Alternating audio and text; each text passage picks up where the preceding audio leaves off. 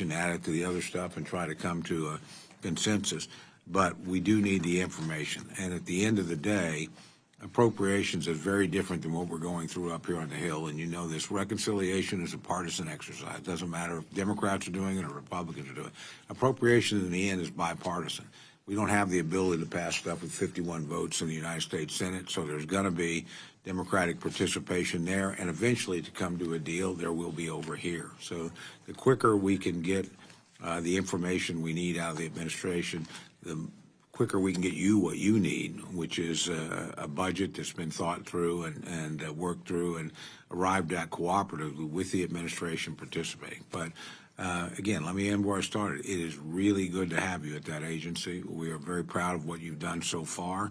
I'm particularly pleased with some of the, honestly, measures you highlighted where I think we had abuse in the last administration and EPA was not being used as it should be used. It was being used in some cases to funnel money to favorite organizations in a very inappropriate way. And I'm glad you stopped it and put attention on it. It's a great act of public service on your part. So with that, Mr. Chairman, I'll yield back. But again, thank you for being here. Thank you, Chairman. With that, Administrator Zeldin, you may proceed with your opening statement. Your official submitted testimony will be included in the record. Well, it's so great to be back at the Rayburn office building. First time in 2.5 years since I left the House. And it's great to see all of you. Chairman Simpson, Chairman Cole, Ranking Member Pingree, members of the subcommittee, thank you for coming together here to discuss the President's fiscal year 2026 budget request for the United States Environmental Protection Agency. EPA has wasted no time advancing President Trump's directive to help deliver clean air, land, and water for all Americans while restoring common sense, accountability, and cooperative federalism to environmental policy. We're fulfilling our core mission of protecting human health and the environment while powering the great American comeback and removing unnecessary barriers that have burdened American families and businesses for far too long. We hit the ground running immediately upon President Trump's inauguration, completing the largest wildfire cleanup in agency history in less than 30 days after the catastrophic 5 state implementation plans, 16 of which were backlogged from the prior administration. With this renewed focus and commitment, the EPA is proudly working for the American people.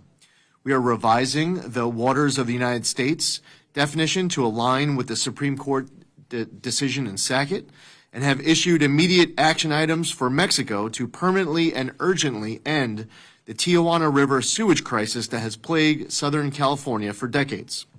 Following my trip to St. Louis, we cut nearly 2 years from the cleanup timeline at the Westlake Superfund site, which has been contaminated by nuclear waste from the Manhattan Project. In fact, to mark the 100th day of the Trump presidency, EPA released a list of 100 environmental actions we took during those first 100 days, a pace that motivates us to keep up each and every day. Together, these actions reflect the administration's commitment to environmental stewardship, cooperative federalism, and delivering results that make a real difference in people's lives. In lockstep with the president's agenda, EPA is also helping to unleash American energy, pursue permitting reform, make America the AI capital of the world, and bring back American auto jobs. We've eliminated waste and abuse in areas like the Greenhouse Gas Reduction Fund, reversed unlawful overreach like the so-called, quote, good neighbor rule, and begun reconsidering many overreaching rules, including power plant and EV-related regulation that threaten grid reliability, energy affordability, and consumer choice. These historic actions will reduce regulatory costs, which act as invisible taxes on Americans. We'll make it more affordable to own a car, heat homes, operate a business, and bring manufacturing back to local communities. By reducing the EPA's budget by billions of dollars, the President's FY 2026 budget demands maximum efficiency from the EPA, while we continue to fulfill all of our statutory obligations. Also included in the President's proposal is an additional $9 million above FY 2025 enacted levels to equip EPA with funds to respond to drinking water disasters. There's also a $27 million increase in funding for tribes to address drinking water and wastewater infrastructure on their lands. As I've stated in the past, at the Trump EPA, we will not view the status quo as a sacred cow that is untouchable. We will not consider the Biden-era regulations we inherited as being etched in stone, and we absolutely refuse to waste even a penny of tax dollars. Under the President's leadership and with the support of Congress, we will continue to deliver real results with greater accountability and a stronger environmental return on investment per dollar spent. I look forward to answering your questions. Thank you. Thank you, Administrator. And again, thank you for being here today. And I would say ditto to what Chairman Cole said earlier. And we're proud to have you there and the job that you're doing. I'm going to turn first to Chairman Cole. You're a busy man and have things to do, so we'll let you get your questions out first. What could be better than being in this room, which was my favorite hearing room, with my old friend and mentor? I do, as I mentioned in my opening statement, obviously I've got a parochial interest in what they do at Kerr Labs in Ada, Oklahoma. It's the lead groundwater research center, and over 90% of rural communities across America actually depend on groundwater for their water supply. So research they do there is pretty pivotal. Can you take a moment to discuss how the research carried on at Kerr actually would inform some of the EPA's statutory functions and decisions that you have to make, as well as assist rural communities around the country? The work that is done at Ada Lab, Chairman, is very important. They have a strong and a passionate fighter on their behalf, and you, Chairman Cole. There's no way that we'd be able to walk onto this side of the Capitol and to any of these buildings to discuss EPA without you being present to fight for Ada Lab. The work that is done there is important. The investment that's being made in Ada Lab is critical for the future of the lab. The Office of Water has great pride in the work that is done there, and it's work that should be enhanced. It's work that is used to help inform regulatory decisions to fulfill our statutory obligations. And for anyone else here in Congress who may not be familiar with what's being done at Ada Lab, or anyone out in the public who might not live in Oklahoma, you should take great pride in knowing the good work that is being done there that helps our Office of Water to be successful in what we do, and the investment should increase.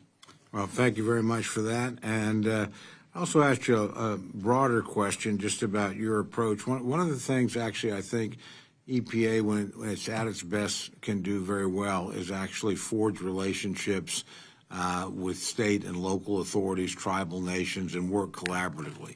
I'd like to get just sort of your overall philosophy on how you'll build relationships, because obviously the decisions you make are so critical, at the state and federal, local level, as to what's possible. So, how are you going to approach working with, again, all these various entities out there that literally the decisions you make impact what they can do and recommend the direction in which they should go?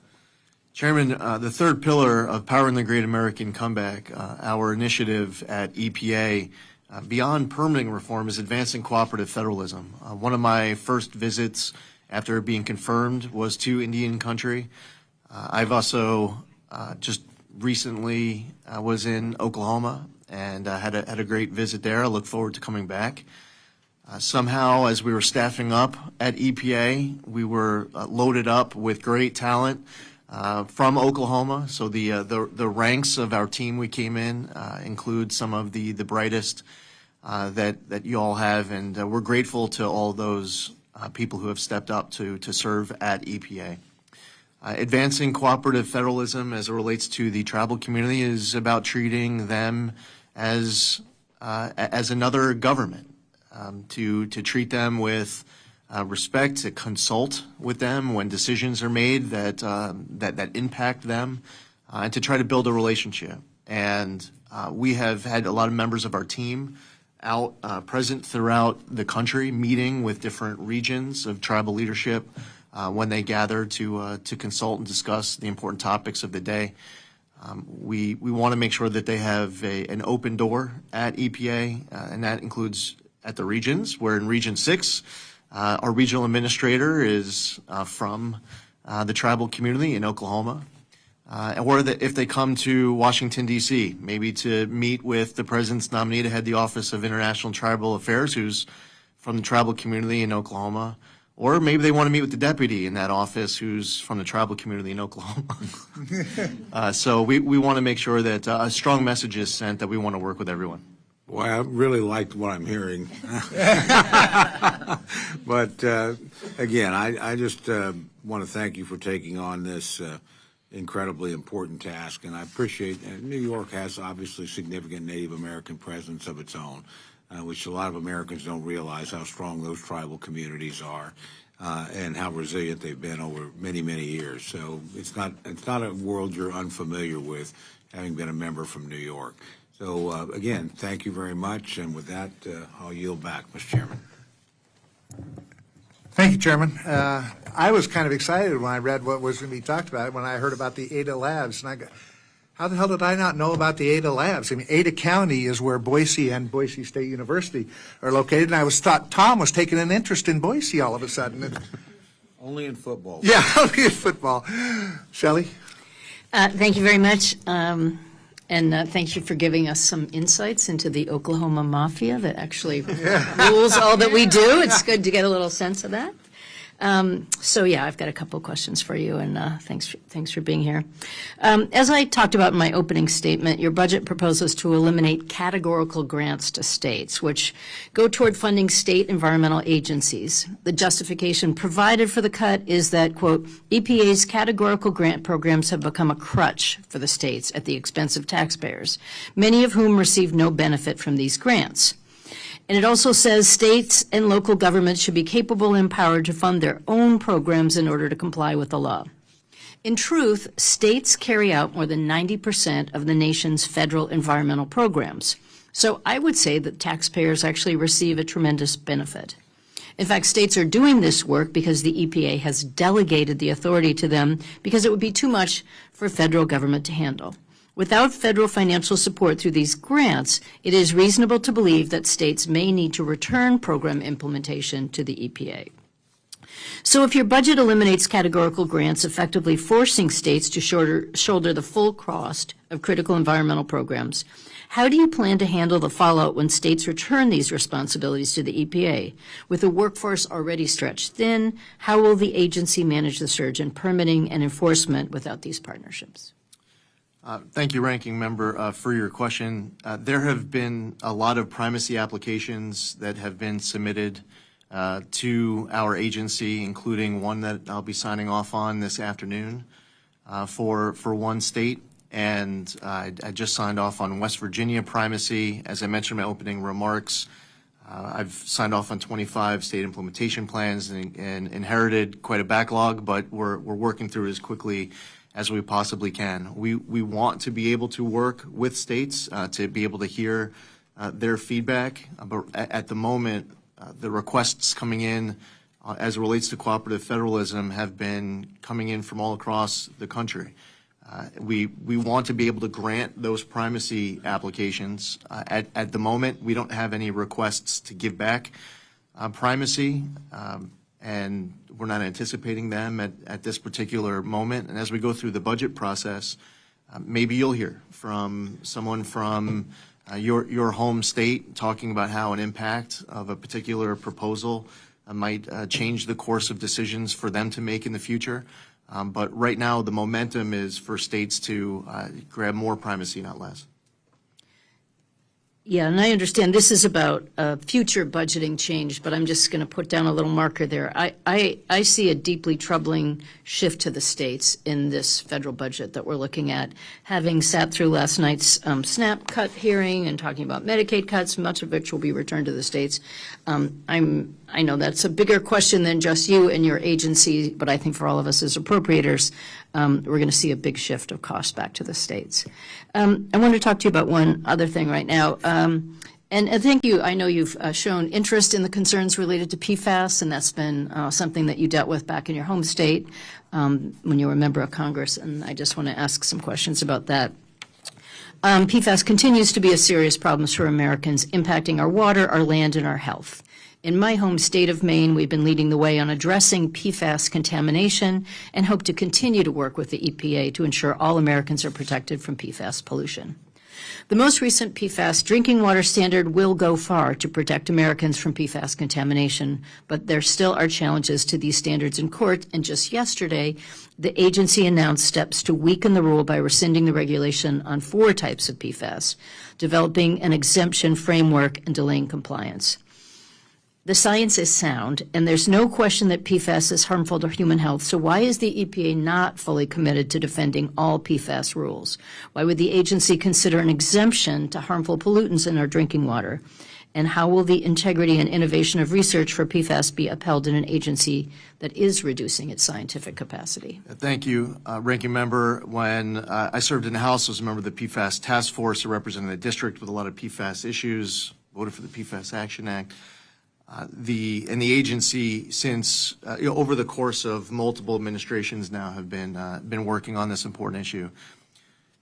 2 things as it relates to yesterday morning's announcement, because it was involving 6 chemicals. As it relates to PFOS and PFOA, the drinking water standard that was set at 4 parts per trillion is staying. There is litigation, as you pointed out. And as a consequence of that litigation, we're reminded how important it is when going through a regulatory process that the agency and agencies must follow the law for how to make a regulation. There was a procedural error with regards to how the agency had set the drinking water standard as it relates to 4 of the chemicals which you referenced. They combined the preliminary regulatory determination with the proposed rule, which means that the EPA skipped a traditional step in the rulemaking process by issuing the proposed drinking water standard at the same time that it proposed the formal decision to regulate PFAS, rather than doing those steps separately. Now, here's the thing for somebody like you who would want to see the agency go after these 4 chemicals. As a result of this process, the drinking water standard might be lower. The number, which is 4 parts per trillion, may end up being 2 at the end of this process. So the public reporting for some in the media that would see our announcement from yesterday morning and say they're rolling back the standards, they're weakening the limit.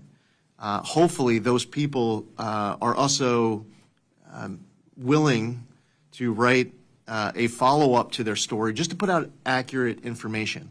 Now, you talked about, you referenced the exemption, and thank you for referencing it. The way that process had started when I was going through the confirmation process, and I was meeting with members of Congress, there was concern being expressed to me about passive receivers where local drinking water systems would have to hit a particular date. The cost to be able to bring their drinking water system into compliance was going to get passed off to their customers. So individuals, Americans, would have to pay to clean up their own water. And that was something members of Congress were saying that they want the agency to look at and address. And the second thing is that they were speaking up on behalf of local drinking water systems that are concerned about their ability to be able to meet the compliance deadline. We can help with technical assistance.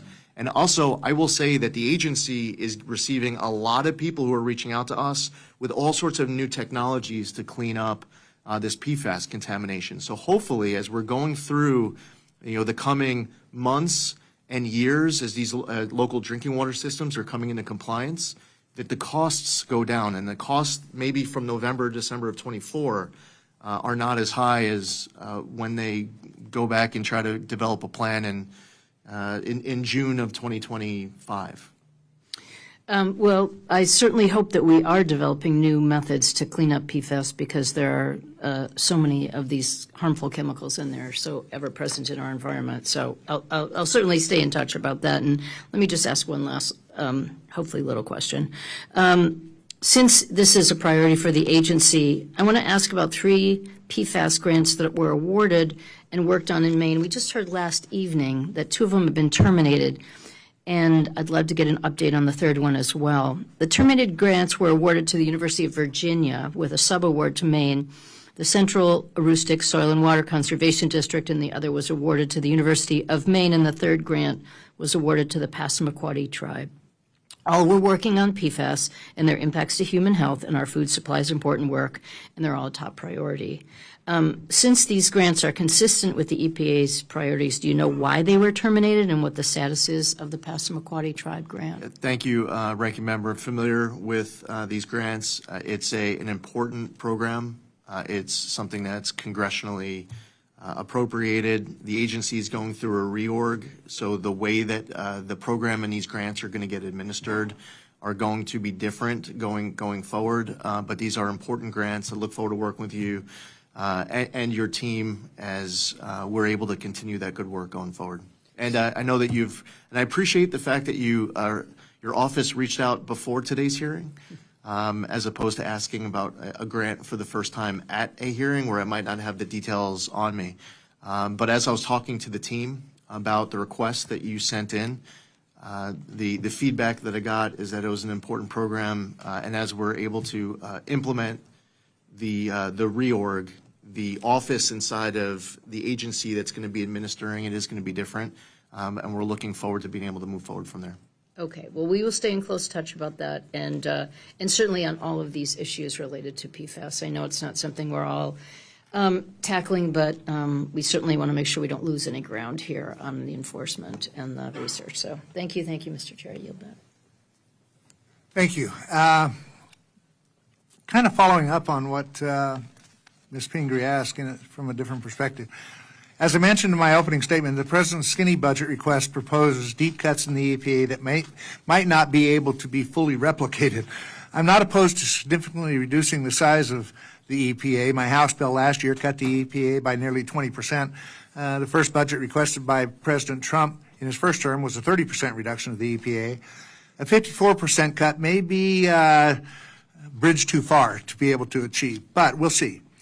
I just wanted to start off with a question about this. If Congress chooses to provide discretionary appropriations for the agency that are at levels above the President's budget request, how would you handle that? In other words, would you spend the amounts provided in the enacted bill and for the specific programs that Congress identifies in the bill? Yes, we will absolutely follow the law. It's also my commitment to Congress that we have a zero tolerance policy towards wasting any tax dollars. So we also want to make sure that every dollar that's appropriated by Congress is spent efficiently. We don't want to spend money just to spend it. We want to make sure that if I'm coming back before this committee, that I'm able to explain how the money is getting spent. We're not going to just spend it to spend it, but we will follow the law. Appreciate it. Thank you. Now I want to ask you about the Rural Drinking Water Technical Assistance Program. I have supported this program for many years because it works for Idahoans and I think across especially rural America. EPA funding goes directly to rural water technical assistance providers that are located across the country to help rural water systems comply with federal statutes to ensure safe and clean water and to evaluate system needs and to access funding opportunities. And because these TAs providers are state-based at rural system operators is talking to someone who is from their state and is well suited to help solve the unique challenges of that town or service area. Prior budget requests from both Democratic and Republican administrations have eliminated funding for this program. I think that's because it's an easy money saver in the budget request, and Congress always restores funding for it because it has such strong bipartisan support. I hope that when we see the full budget request, we'll be seeing funding for this program. Over the years, I've worked to address some of the issues in this program, like pushing back against efforts to shift the model of the program to a nationwide call center in which someone based in New York could be assigned to a rural Idaho town, and opposing proposals to shift away from awarding this funding on an annual basis. Can you commit to the following congressional direction as it relates to this program, including selecting awardees that are the most qualified and experienced in providing training and technical assistance to small public water systems and awarding funding on an annual basis? Yes, I can commit to that, Chairman. Is the full year continuing resolution, which provided government funding for the remainder of the fiscal year 2025, Congress included an additional $17 million for the EPA to modernize its IT systems that were used to process chemical risk assessments under the TSCA program. Can you give us an example of what is the outdated system and what it means that the agency is increasing their IT? Chairman, the system has been unstable. The system will crash. It's outdated. And the investment will be used to help, obviously, address those concerns as it relates to stability, but also to make sure that the agency is operating more efficiently. We inherited a lot of different backlogs. I mentioned earlier the state implementation plans. We inherited a missed deadline as it relates to biofuels. We inherited a big backlog on the pesticide program, new chemicals office, and we want to work through all of that. And the reorg is going to help us get through these backlogs, and this funding appropriation that you all included is going to help in dealing with our IT concerns. Thank you. Ms. McCollum? Thank you, Mr. Chair. I'm going to make a couple of general comments. First, thank you so much for bringing up rural water. It might sound odd coming from me, but being in the Dakotas, Montana, other places like that, I know how important it is and how important it is to the rural communities in Minnesota. And they're really struggling to have, people even available to do some of the technical work on that. So thank you for bringing that up. A comment on PFAS. So one of the reasons why I got myself on the Defense Appropriations Subcommittee was to work on PFAS, because the department, as you know, the DOD has a lot of cleanup to do. I'd just like to make a comment. The state of Minnesota, where 3M's company's headquarters in, 3M has been the only company to date that has stood up and put anything towards cleanup, whether in communities or to do things. And I think that the EPA has a role to play with some other companies that have. They testified back a couple years ago in front of government oversight to do their fair share of cleanup on that too. So I look forward to staying tuned as to exactly what's going to happen with water quality regulations. At this point, I'm going to give you a little bit of the benefit of the doubt, but I'm going to stay on top of that. I'm going to talk about something that everybody's avoided talking about right now: environmental justice grants. You oversee the legal cancellation of more than 400 environmental justice grants that were brought forward by Musk and Doge. So most of those grantees already had contracts that the government had signed, and then the EPA walked away from them. But I'm going to give two examples of where I really think there was a failure. And as the chairman and the ranking member know, we work on tribal issues together. I'm glad Oklahoma's taken care of. I'm about to talk about what's happening to the Sioux Nations and the Anishinaabe in Minnesota when it comes to DEI now. The Leech Lake Band of Ojibwe was awarded a grant to rebuild a tribal resiliency hub, which would allow them to relocate their current resource management facility from where it sits on an EPA Superfund site. The facility was going to serve as a center for emergency response coordination and staging as a temporary shelter during extreme weather, which we have a lot of. Leech Lake is far from the only tribe that I'm aware of, and I'm sure there's other tribes when you go back looking at it that have been affected by the cancellation of environmental justice grants. Thousands of grants to tribal nations, they've just been cut off.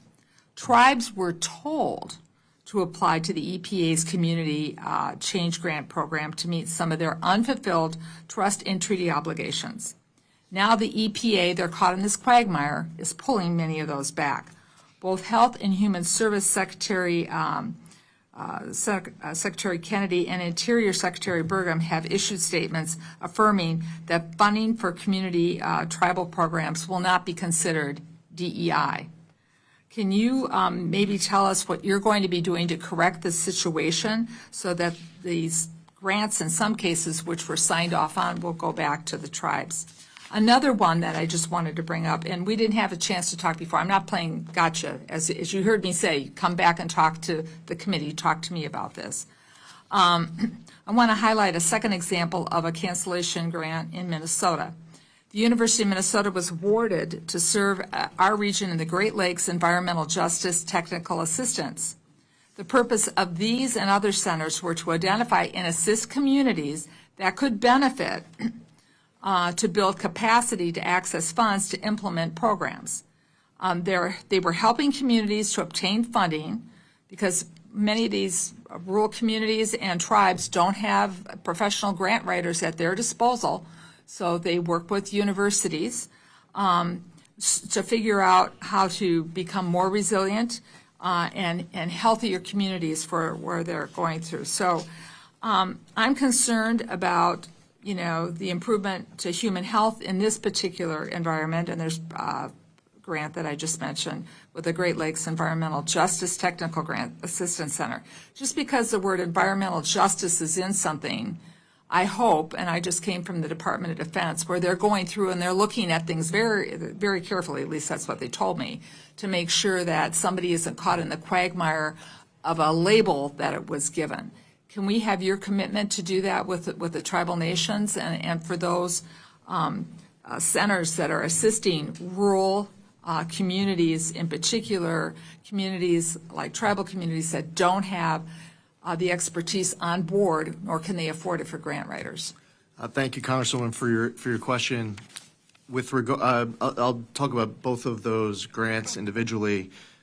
First point to help make the point is that a definition of environmental justice, that there are communities that have been left behind that need help, is a way to describe an effort that might be able to get just about everyone in America to say, yes, I agree with that.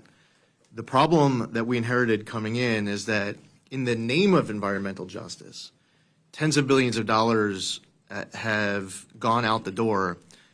And we believe, like, for example, I canceled a $50 million grant to a group called Climate Justice Alliance. They say climate justice runs through a free Palestine. Mr. Administrator, I appreciate what you're here's the about to say.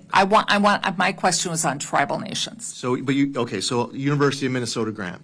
The grant isn't to remediate environmental issue.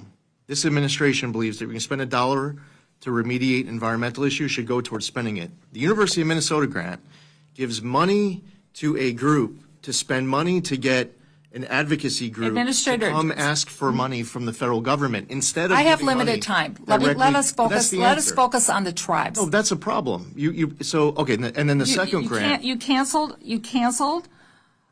I did. A grant to the Leech Lake Band of Ojibwe. That grant, which is different than the University of Minnesota example, is a good that's why example.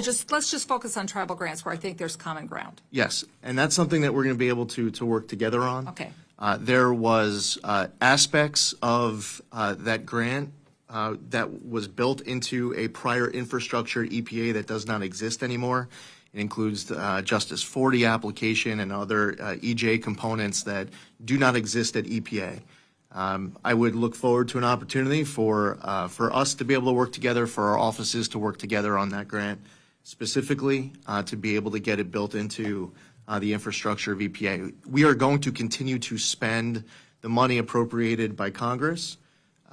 We are in the middle of the fiscal year having this conversation, and I think there's time for us to work through that grant together. I look forward to that because they had a signed contract, and I know that sometimes when DOJ went through, they went through at the speed of lightning, and you didn't have a chance to react then. And I hear you saying that you want the chance to make things right when they can be, especially for the tribal communities in Oklahoma and all across this nation. I appreciate that. Thank you.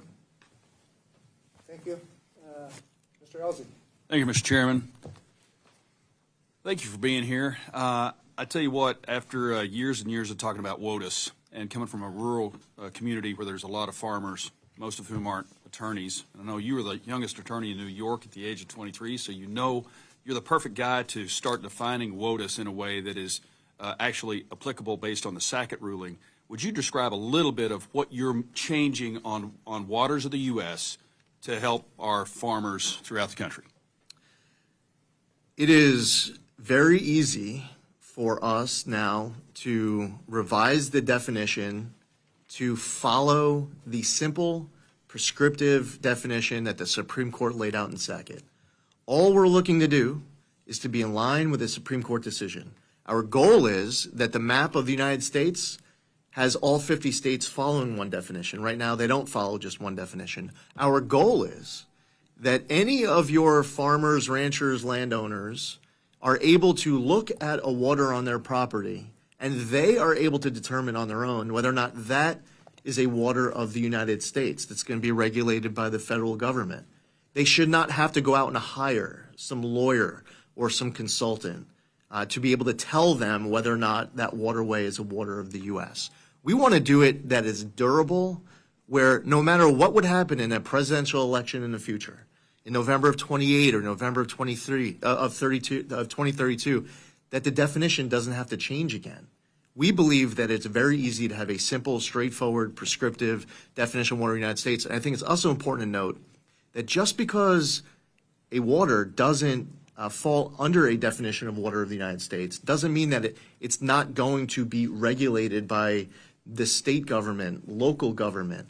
This has to do with the water of the United States regulated by the federal government. Standardization and predictability is all that anybody's asking for, so thanks for doing that. I want to talk about your 100 environmental actions and brag on you a little bit about things that the EPA has actually done that weren't done for many years prior to that. Number one, immediate action items for Mexico to permanently end the Tijuana River sewage crisis, we'll address later, but nobody had done anything on that for years.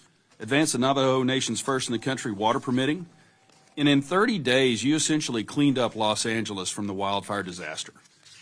The definition of wildfire, if you leave fuel on the ground the way that California has, you're going to have wildfires, especially when you have high winds. And you guys cleaned it up in 30 days. You oversaw the Navy's time-critical removal of 20,000 cubic yards of contaminated soil in Newport, Rhode Island at NETSI Superfund site, Naval Education Training Center. You cut 2 years from the cleanup timeline at Westlake Landfill, a Superfund site in St. Louis, Missouri, in 100 days. Oversaw Navy cleanup operations at Red Hill Fuel Facility in Hawaii, which has been a big deal for years, including removal all sludge and pressure washing at two 12.5 million gallon tanks. You guys have actually been doing the job that is set forth as the EPA is supposed to be doing. So instead of concentrating on things like cutting staff and cutting money and cutting grants, you're actually doing the job. Would you describe exactly what's going on in Tijuana River and how long that's been going on? It's been going on for decades. And the people of California they're out of patience. And so we came in. I had a visit to San Diego a few weeks ago. Part of it, actually the first meeting when I came in, was at the consulate with the Mexican Environmental Secretary, the Consul General, the Mexican Commissioner of the IBWC. There was a Mexican delegation, a U.S. delegation. The conversation was good. There have been a lot of aspects of this previously agreed upon. However, it's very important that on the Mexican side that they factor in the population growth in Tijuana, because you need to make sure that the solution is not just a solution for 2025. It's a solution for 2035. You don't want to spend the next 10 years getting to that answer today, and then it's, oh, well, we didn't factor in the population growth. The other thing is that it's not a 100% solution as is with what Mexico has agreed upon.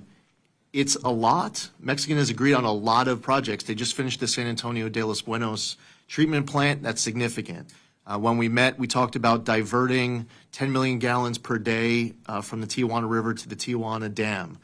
During the conversation, we moved the timeline up from 2027 to 2026 to be completed. So part of this is not only getting them on the same page with the 100% solution, but also pressure testing every single timeline to get everything done as quickly as we can. We submitted last week to Mexico what the United States believes to be the 100% solution for the future. And we're looking forward to working with Mexico in the coming days and weeks. We don't want this to draw out over months and years. We want to know whether or not they agree to the 100% solution. If they don't, is there anything that they propose that would still be a 100% solution?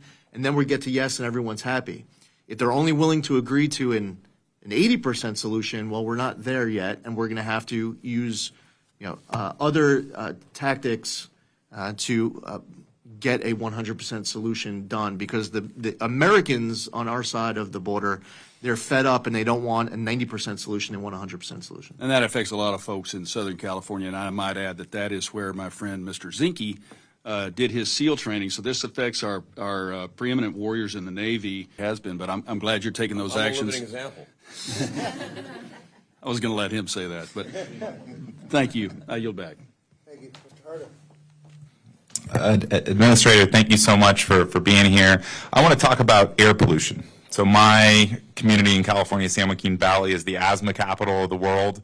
My brother and I both grew up with childhood asthma, and I know what it's like to be more worried about packing my inhaler for school than my homework. I now have my two daughters, Lillian and Karina, and I'm scared that they're going to be exposed to the same toxic air that I had growing up. So first off, Administrator, yes or no, do you agree that toxic air quality is a problem and making our families sicker? Yes.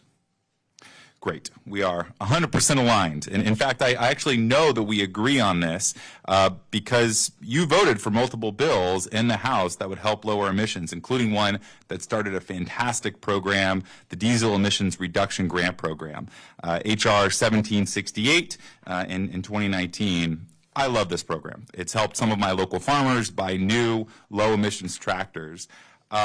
But here's where I'm stuck. Something has clearly changed in the last couple of years because your budget completely eliminates this program.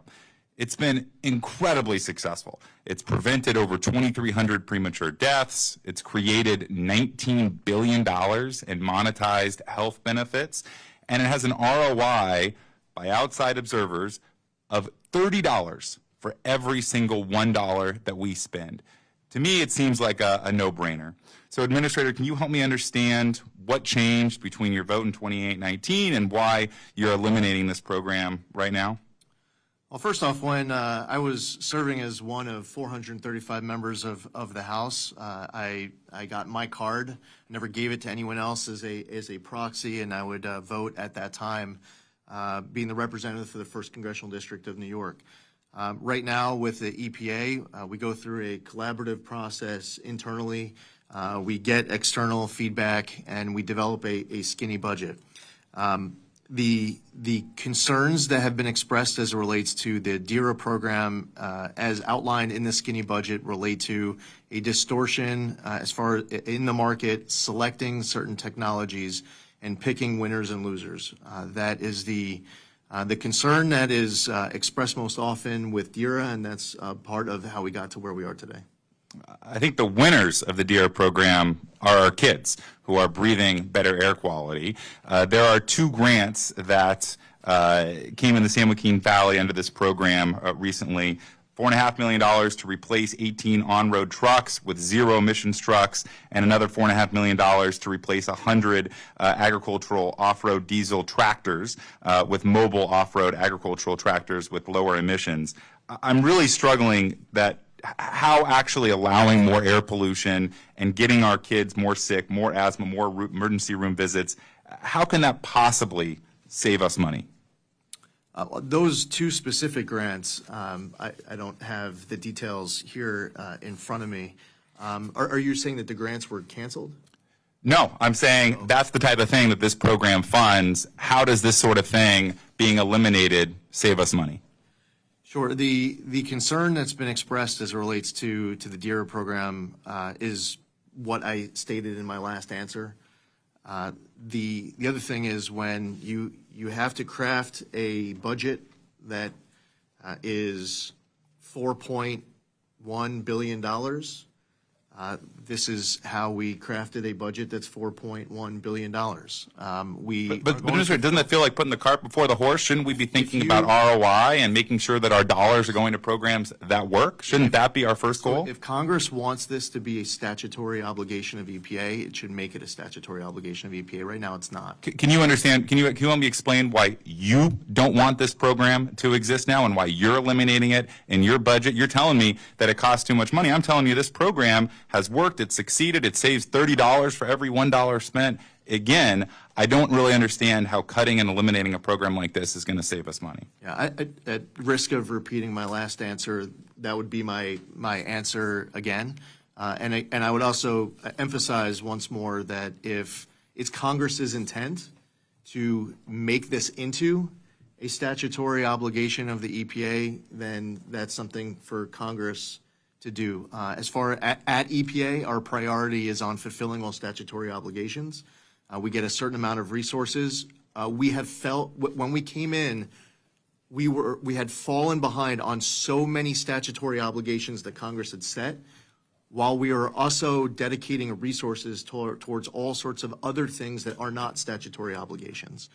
So our priority right now is getting caught up on all of our different backlogs and fulfilling our statutory obligations. On this program, though, the reasoning that I stated earlier is the reasoning of the administration. I'm not sure I really heard a justification for eliminating this program and all of those words, Administrator. I think really this is an absolute no-brainer. This is a program that works, that supports farmers in my district, and most importantly, makes our kids healthier. And I think we really want to make sure that our kids' health comes above the political games that are being played in D.C. So I hope you rethink the decision to eliminate this program and look forward to working with us to fix our air quality before it's too late. And I yield back. Thank you. Mr. Cloud. Hello, Administrator Zeldin. Good to see you here back on the Hill. And I do want to say it's been awesome to watch you in your new role and to see all the great work that's been done. You know, on behalf of the American people, it's great to see an EPA that's working for the American people. And certainly as you talk to people working in industries and the like, they appreciate an EPA that's working to make things happen, trying to get the yes where it's appropriate, working to create a stable regulatory environment that's predictable and one that's sensible, as opposed to one that's being used as a cudgel to find every reason to say no. It really makes a tremendous difference. I wanted to ask you about a couple things in relation to one of the big things we've seen. I have a number of petrochemical facilities in my district, and a lot of times what we'd get from the regulatory impact, it was almost as if there were kids coming out of college who'd never worked in the industry, setting standards that were unreasonable, some regulations that were more stringent than what appeals in nature, conflicting regulatory environments that make it difficult to figure out in the workplace what you're really supposed to do. Wondering what you're working to do to remedy that. And one of the things that we've contemplated in our office is how we could potentially write legislation that would require real-world work experience. If you're going to regulate in a field, it seems like you should have worked in that field before. What you might be doing in the EPA to fix that scenario, what we could do to help support you in that effort. We believe at EPA that we can both protect the environment and grow the economy. And we shouldn't have to choose between the two. We don't have to choose between the two. There were a lot of regulations that were finalized in 2023 and 2024 that we inherited when we came in. When we announced on March 12th that we were going to be reconsidering a lot of regulations from the end of the Biden administration, some people reported on that with stories and pictures of water quality from 50 years ago, Right. As if we got rid of a rule from last year, that the water quality goes back to 1970. And the hysteria, the overreaction is irresponsible. Yeah. When we announce a reconsideration, by the way, that includes a process where I don't prejudge outcomes.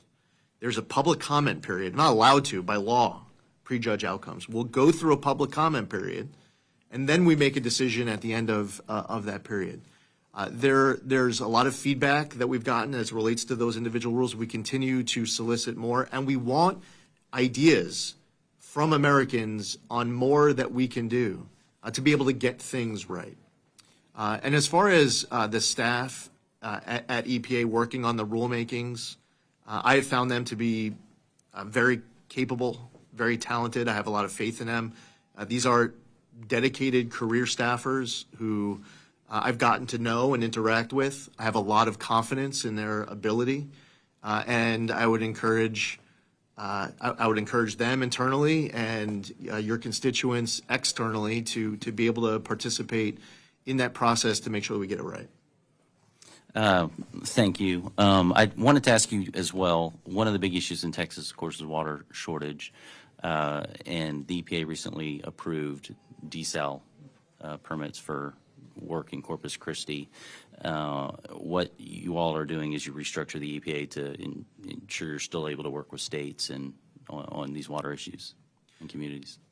Correct. The Office of Water is going to be led by Jessica Kramer, who's the president's nominee to be the assistant administrator. The Office of Water is extremely capable to be able to tackle these issues. I've spoken to Jessica specifically about the issue that you referenced, and I feel very good about the direction of that office. They are going to be plussed up with some talented staff from other aspects of the agency, and I'm excited about the work that's ahead inside the Office of Water, including an increased focus and attention on issues and research related to PFAS. One more thing I just wanted to do, and one of the biggest things we need to do, big picture, is to right our fiscal ship, to signal to the bond markets that we're serious about correcting course, to strengthen the dollar, do everything we need to spur our economy. One of the things that used to be understood as part of sustainability is the economics of sustainability as well, and so I appreciate you having an understanding of that. But also wanted to thank you for what you've done to rein in some of the frivolous spending that happened at the end of the Biden administration, and also taking a look at the environmental justice grants, because we all want clean air, water for all of our kids, regardless of where people are. But there's a difference between working to meet that need and then casing that kind of activity in Marxist ideology of oppressor versus oppressed, as opposed to just working on that, and especially reining in the taxpayer-funded lobbying. I don't think people sitting at home working really hard think that their tax dollars should be going to pay for lobbying. So thank you for what you're doing to rein in the waste, fraud, and abuse. It's really helpful as we try to right the ship on the big picture. Yeah, thank you for bringing up a few important points. As I was referencing earlier during an interaction with one of your colleagues, we believe that if you're going to spend $1 to deliver clean air, land, and water, that the dollar should get spent directly on remediating the environmental issue you used to get that dollar appropriated in the first place. We shouldn't spend that dollar on a group that's going to tell us that the next dollar should get spent on remediating the environmental issue. So as I started to reference as an example, this Climate Justice Alliance, which received a $50 million grant, they say that climate justice runs through a free Palestine. Now, Americans who are out there listening to that say, I don't want $50 million to be going towards a group that says that climate justice runs through a free Palestine. I would say that if $50 million was going to get spent in the name of remediating some environmental issue in a community left behind, spend the money directly on remediating that environmental issue. And the zero tolerance policy towards wasting a penny, if someone comes to me and they have an idea of how to save $5,000, that's a lot of money for our taxpayers. It all adds up. Yeah. Whether it's 5,000, it's $1 million, it's $1 billion. One of my frustrations during my 8 years in the House is how you could talk about saving $1 billion, and it was like $1 billion and $1 million. There's no difference. Right. Like, oh, the $1 billion is 0.0003% of some larger number, but that's our responsibility to save whatever we can to operate as efficiently as we can. Thank you. Appreciate it. Vice Chair Malloy. Thank you, Mr. Chairman. Thank you, Administrator Zeldin, for being here. I had several things I was going to ask you about, and you've already answered some of them, so I'm going to be a lot more efficient than I thought I would.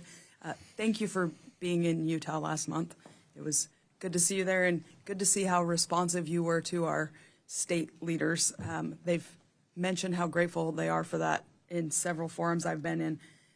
I just want to reiterate an offer the state made that day to pilot any new programs you're looking at. If you need to stand something up and have a proof of concept, we're ready to do that. And I know the governor sent you a letter with the state's priorities. I just want to quickly mention our PM 2.5 ozone and regional haze issues that we urgently need help from the EPA on. So I was going to ask about WOTUS. I'm also an attorney, and I don't know how many hours of my life I've spent poring over WOTUS documents and trying to figure out how we could survive with a WOTUS rule. So thank you for a simplified WOTUS rule that an average person can understand. And I want to echo Chairman Simpson's concerns about SRF and rural drinking water funding. It's another thing I was going to ask about, and you've already answered it. So thank you for the commitment you gave him to help us with that. Guidance letters. Agencies have gotten in the habit of issuing guidance letters, and because they are neither rules nor regulations, they don't go through the regular process, but the industries feel beholden to comply with guidance letters, and there's no process for challenging them, for getting rid of them. It feels a little bit like an old-fashioned shakedown. You know, it's a really nice industry you've got there. It'd be a pity if we had to come shut it down. What are you doing moving forward to either get rid of guidance letters or change the way they're done? Well, one of the examples of us getting rid of a guidance letter was in response to a request that came in from your home state. It also came in from Arizona. Not a partisan request by any means, but it's related to international air impacts and the inability of Arizona or Utah to be able to be in compliance.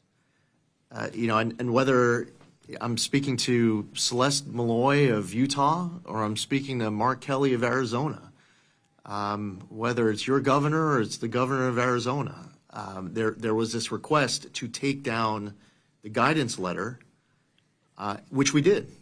And we were happy to do so, to be able to be as responsive as possible to these requests coming in from the state. And especially when you give an example of how a community cannot come into compliance even if they removed all of their vehicles off the road, even if they had no emissions, they still could not come into compliance, which you have some unique issues in Utah that you're leading and you're the tip of the spear of addressing, and we're happy to do so. I wish that we didn't come together on the circumstances that we did this, and I'll say it briefly, and I apologize for taking a few seconds of your time. I came into Congress with Ryan Zinke and Mia Love. We got together that morning for her funeral. She's deeply missed. She served with all of us, and while it was very tough circumstances that got together, it was a pleasure to be able to spend part of that day and that afternoon being able to meet with your other elected officials and to address these concerns. It meant a lot that you were there. Thank you. Previous EPA regulations have weakened the U.S. electrical grid, especially when it comes to fossil fuels.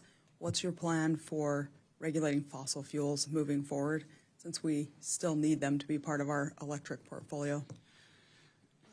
Powering the Great American Comeback has 5 pillars. Number one, pillar one, clean air, land, and water for all Americans. It gets to the heart of the core mission of EPA. Number two is unleashing energy dominance. I mentioned earlier, number 3, with permitting reform and advancing cooperative federalism. Number 4 is making America the AI capital of the world. And 5 is about bringing back American auto jobs. I referenced all of this earlier. This is a mandate from the American public. This is the demand of the American public. They want agencies here to be cognizant of their economic pain and their concern and their priorities. And in order to be able to deliver on their demands, we have to unleash more American energy production. We do it better than so many other countries around the world. Emissions have been down over the course of the last couple of decades. Innovation is up, and we have resources that if we tap into, we will do so better for the environment than so many other countries around the world. It's better for our national security, and it's better for our economy. And if you care about grid reliability, if you care about making America the AI capital of the world, you care about those jobs, you want to make it affordable to both fill up your refrigerator with your groceries, to be able to get the prescription drugs that you need to survive and heat your home. This is something that agencies of the federal government need to lean into. The president created a National Energy Dominance Council. These agencies work together more closely than ever before.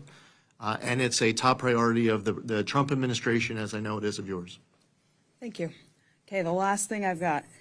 Registering pesticides. The EPA does the risk assessments for registrations, and pesticides have helped America produce affordable food for almost 100 years. Will the MAHA Commission be making any claims about the impacts of pesticides on Americans' health?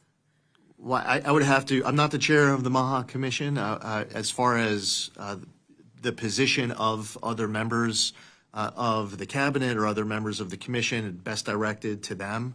I would say specifically as the administrator of EPA and speaking for myself, I would say it's important to understand as a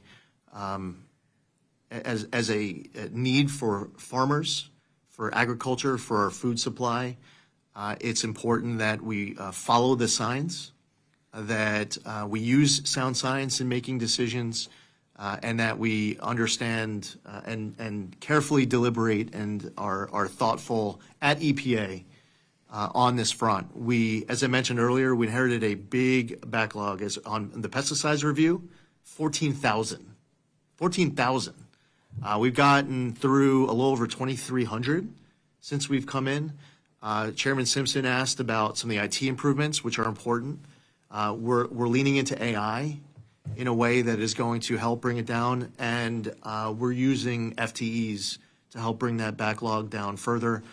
We also released our insecticide strategy just a couple of weeks ago as a result of feedback from the community. This is a strategy that if anyone has any good idea, we can update the strategy as the time moves forward. But as far as a crop protection tool, hearing the merits of those who ask for it, and at the end of the day, making our decisions based on sound science, I believe is an important to keep in mind as far as the path forward. Thank you. I appreciate that answer, and I agree with everything you said. We need to be able to make sure our food's healthy and safe, but I've been concerned about the backlog of approving new pesticides that might be an improvement. So thank you for your time. I'll yield.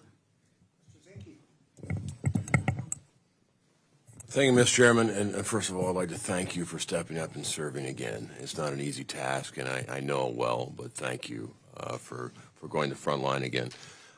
Just to follow up on the Tijuana sloughs, as you know, if the currents and tides are right, it exits the Tijuana River, and then it in a big eddy, and if the tide is right, it goes into the bay, and the SEALs aren't going to move training.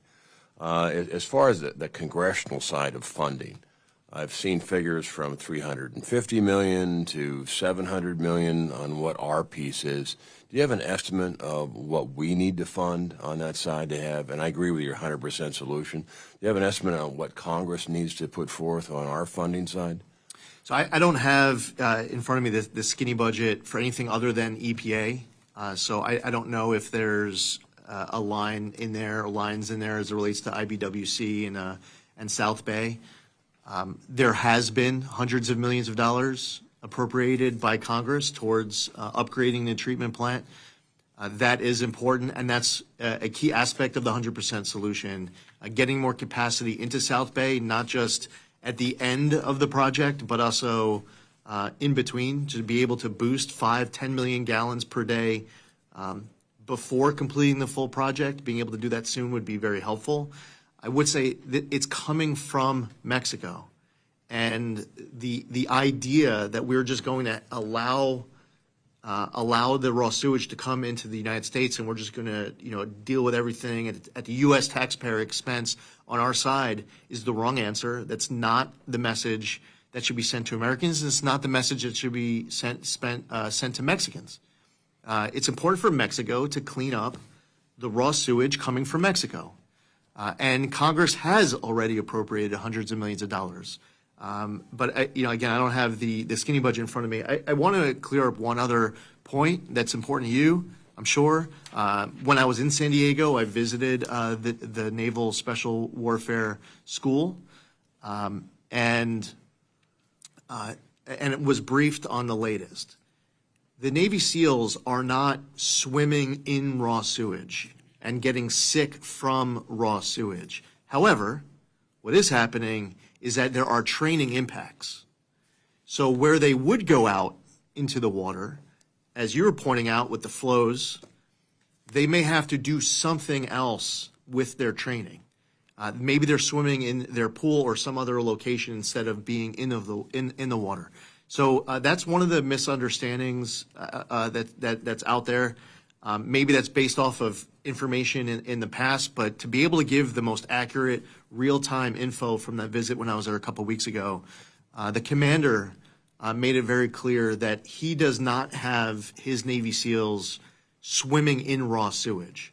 They keep an eye on the water quality, and if they feel like it's not safe, they find some other way to train those sailors in order to hit their requirements. And again, at risk, I know this is your time and not mine, but when we came in that freshman class, there were 2 last names in that freshman office lottery, and I just want to apologize right now on the record because there were 2 numbers that were left, 10 and 41, and I left you a really bad office when I pulled that 10. So my formal apology here on the record, Congressman. But there's also, I was in charge of SEAL training, and there's flesh-eating diseases, and you have things coming out of that river that aren't necessarily sewage. And as a surfer, Tijuana Sluice is a great surfing spot, and that's a problem too. But I also want to thank you for rescinding the rule on particulate on Colstrip. The former administration targeted Colstrip. Then Colstrip is our key energy producer on the east side of Montana. Without it, lights are going to go off. But it was really a rule to target it on particulate. That the Colstrip facility meets the toxins and the mercury standards, which we agree with, but particulate is dust. And there's more dust going up a road in Montana on gravel than there is coming on that stacks, but I greatly appreciate it on behalf of Montanans. And lastly, unfunded mandates. There's a lot of little communities out there that are struggling with unfunded mandates when the agency comes across, and in some cases, our drinking water, because we do have a lot of minerals in our drinking water. Sometimes the standard leaving these facilities is greater than the input. I mean, if you're getting water out of a stream or a source, these small communities are mandated to clean the water up more than the input. Are you looking at the unfunded mandates that the states have to face, particularly rural America? Sure, Congressman. When EPA engages in these primacy requests, these state implementation plans, the requests that come in from states, we want to partner with states.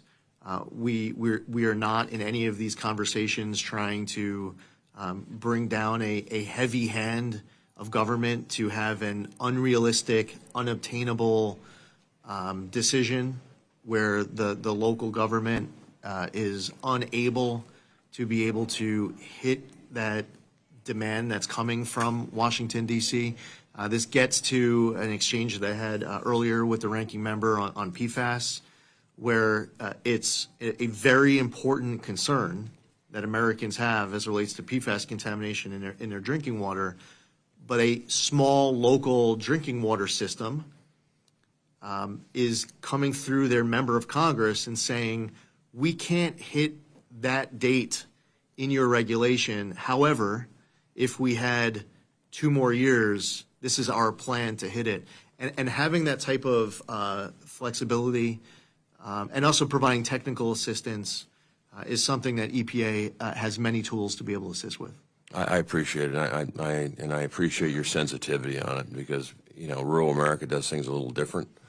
Out there, and we're not Washington D.C. and sometimes a holding pond is great. It's been out there since 50, 60 years, and that's probably the best, most efficient way to handle it. So I greatly appreciate again your time and being here and your honesty, and you're willing to work with us on it. And if you do have any idea and can find your staff what an obligation on the congressional side for appropriations would look like on San Diego, then we would love that number.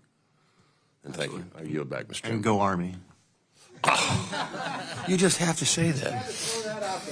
Sorry, your time's expired, Congressman. We were trying to make this a non-controversial hearing, but Just as, Mr. Chairman, if I may, the Constitution maintain a Navy and raise an Army. You want to think about that.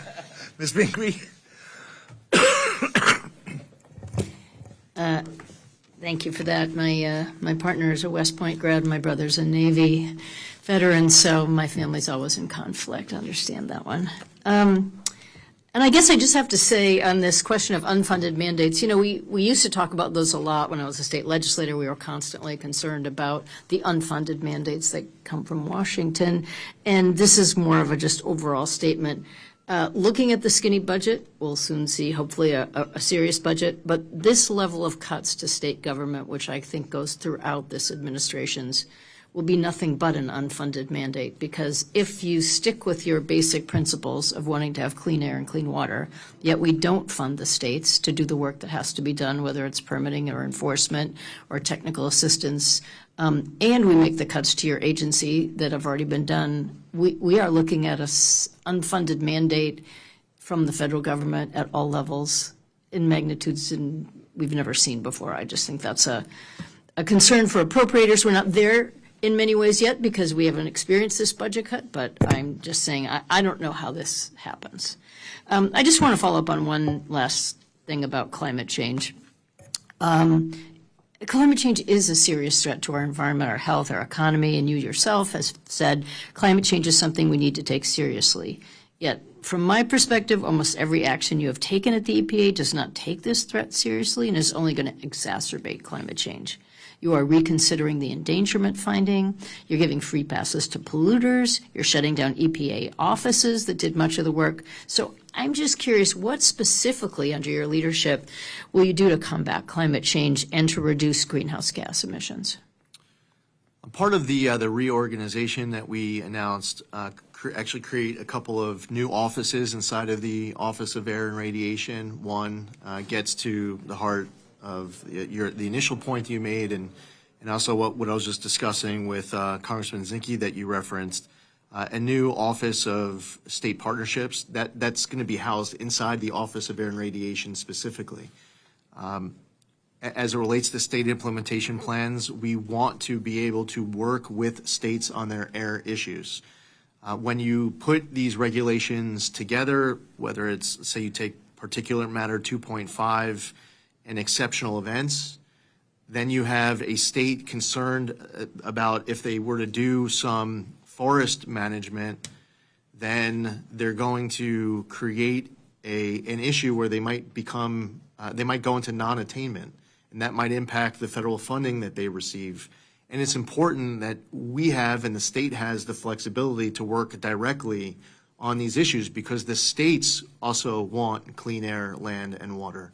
And we don't want to have a one-size-fits-all solution. Something that happened during the Biden administration was they created a federal implementation plan and rejected a lot of the state implementation plans, and a lot of the state implementation plan requests were not granted. And the backlog was significant. So the key, I believe, is in working with states and I think that new office, which is one of more than one office inside the Office of Air and Radiation, is going to help with achieving that goal. I will just say that for all of us, whatever side of the aisle you're on, there are always moments where we say, yeah, we need more flexibility in how we implement these laws. We need reorganization and big bureaus of the federal government. I understand the value of doing that. But I am just deeply, deeply concerned about the possibility of doing that and stripping so much funding away, both from the federal government and the states, losing valuable employees who have the expertise to do what needs to be done, pushing back on industry, making it too easy for them, making it too easy for the polluters. I am just very worried about the path that the EPA is going down. I appreciate your being here with us today and the answers that you've given us. But I'm just going to say I'm incredibly concerned and worried about what we're doing for our children's future. And just to, Ranking Member, if I may, just to give some insight, our Office of Enforcement and Compliance I pulled up the numbers from inauguration date of May 7th of FY25, and I asked our team to compare it to the same period of fiscal year 2024, January 20th to May 7th, so the same time frame. And in 2024, we obtained $15 million in criminal fines and restitution, $15 million. In FY25, a year later, we received $534 million. In FY24, we received $0 in criminal forfeiture. In 25, received over $1 billion in criminal forfeiture. And as far as cleanup of contaminated soil and water, in the same period of 24, it was 64,000 cubic yards. From January 20th to May 7th of 2025, it was 701,000 cubic yards. So I just want to say that our Office of Enforcement and Compliance has a lot of men and women who are working hard on these cases. You mentioned in your opening statement and your first round and your second round concerns related to that. So I just wanted to add some stats and color. And there's more stats that are similar, just to show that they are hard at work. Well, thank you for that information. I appreciate hearing those numbers, would be happy to hear more, and we'll really look forward to seeing the full budget and an opportunity to have more transparency into the agency, into your reorganization, into the downsizing of staff. I think that will help us to figure out exactly where our concerns are and see if there are ways we can work together. Thank you. Thank you, and I yield back. Thank you, Ranking Member.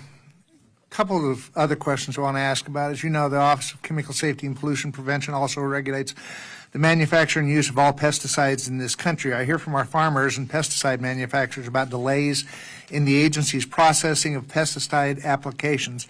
I know the agency is moving forward with the third-party assessment required by PREA 5. Can you provide an update on this third-party assessment and when we could expect it to be completed? So the audit was delayed when we had come in. We have it moving forward now. There was a meeting on April 7th. There have been weekly meetings since April 7th as far as completing the audit with what you referenced. I can't speak to the delay before we came in, but it's something that we are addressing. Will we expect to see that soon? Yes, absolutely. Okay. Another issue I often hear about in both the pesticide and chemical program is the need for more staff and staff that are highly qualified. I know that the Office of Chemical Safety and Pollution Prevention is part of EPA's most recent reorganization plan. I understand that there are going to be increases in FTEs to this office in order to address the backlog of chemical and pesticide applications. Is this increase going to come from moving functions and staff that already exist within the agency into OCSPP? Or from hiring new staff that do not currently work at the EPA, or a combination of the two? We are plussing up the Office of Chemical Safety from inside of the agency. We have received thousands of requests through the portal as this became open as an opportunity for agency employees to be able to apply for. By the way, the expected delivery on the audit, I believe, is by the end of the fiscal year, at the end of September. As to your last question, as I was just kidding around with Congressman Zinke, our backgrounds in the military are a bit different than some of the other agencies, but for me, I found excitement in being able to go do something else, inside of the Department of Defense, and we're seeing many people apply with enthusiasm for some of these positions that are available because they were doing something for a very long time, and now they're able to do something else that they also care about. But to answer your question again, it's specific to inside of the agency and anyone. We're seeing applications come in from all sorts of different offices inside of the agency. Okay. It would be helpful, probably, if we could see a reorganizational chart that would result if this is going to be a net increase in FTEs and how many employees you think or FTEs would be available in each of these different departments or after the reorganization. We've already discussed waters of the United States thoroughly. Thank you for taking that on. I hope we get this settled. It's been a 20-year issue with me, and every administration rewrites the WOTUS rule. Let's make one that's enduring and lasting, that is dependable with some certainty in it for individuals, and I know that's what you're working on. Last question, renewable fuel standards, small refinery exemptions. As you know, there are more than 130 outstanding small refinery exemptions petitions under the renewable fuel standard. This backlog is the consequence of the Biden administration's flawed approach to solving SRE petitions. Small refineries deserve to be heard, and they deserve to have their petitions fairly considered under the law, which requires that the EPA resolve petitions within 90 days following their submission to the agency. I would appreciate your commitment to the EPA to begin open, fair, and be forthcoming as it's processed to quickly resolve these issues. Very, very important. Actually, none of these were getting approved at all. Yeah. In the last administration. So we want to get caught up. We want to get caught up as quickly as we can, and we're hearing from members of Congress who share that concern. Thank you. Mr. Loy? Anything else, Mr. Speaker? Thank you, Administrator Zeldin. It's good to hear. Good to see you again, and thanks for coming today to discuss your budget. We look forward to hearing, as the Chairman Cole said, the full budget that has the budget justifications and stuff, and then actually we'll know more when we read the justifications, and maybe we'll have. I'm sure we will have discussions about some of those things as we move this forward. But we look forward to working with you to make these changes at the EPA. Thank you. Hearing's adjourned.